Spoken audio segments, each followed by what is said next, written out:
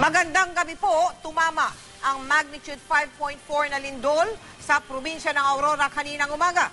Ang pagyanig dama din hanggang sa Metro Manila. Ayon sa Philippine Institute of Volcanology and Seismology o PMOS, asahan pa rin daw ang mga tinatawag na aftershocks o mga kasunod na pagyanig sa ilang lugar.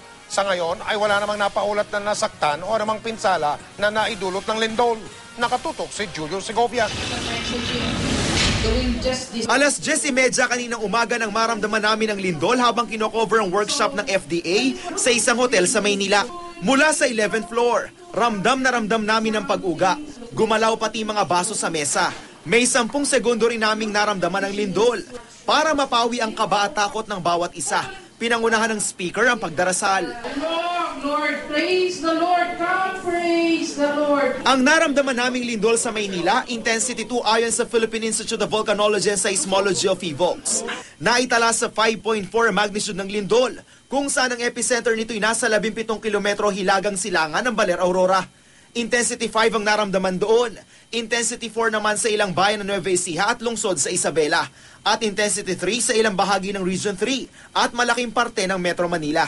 Ang lindol na nangyari ng 10:27 ng umaga ay dulot ng pagkilos ng kasiguran fault na may offshore extension. Ibig sabihin, yung fault na nasa lupa ay tumatahak din sa may bandang karagatan. Sa kabila nito, wala raw dapat ikabahala ang publiko dahil 5 kilometro lang ang lalim ng lindol, mababaw lang kung tutusin. Hindi rin nag-issue ng tsunami alert ang PHIVOLCS sa mga lugar na malapit sa coastal areas.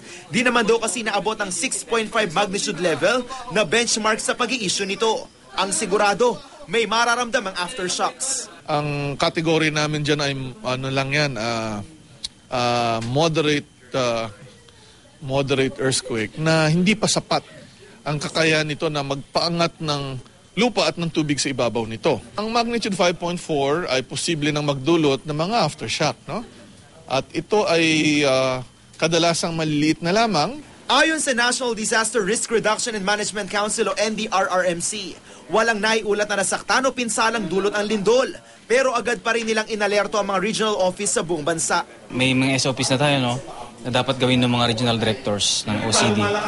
Lalo na dito sa Region 3. Naramdaman din yung lindol sa Region 2 at some parts ng Metro Manila. So may SOP na, alam na nilang gagawin nila. So nag-check sila immediately. Pero so far, walang ang damages. Sabi ng PHIVOLCS, ang naganap na lindol mahina man, maging panggising daw sana sa bawat isa na dapat laging handa.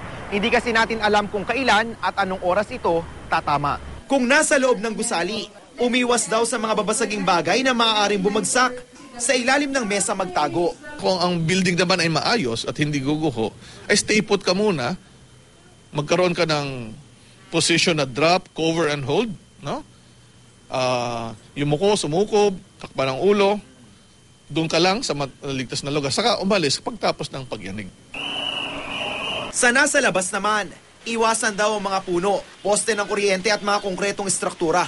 Higit sa lahat, manatiling kalmado at wag na wag magpapanik. Julio Segovia, Nakatutok, 24 Oras.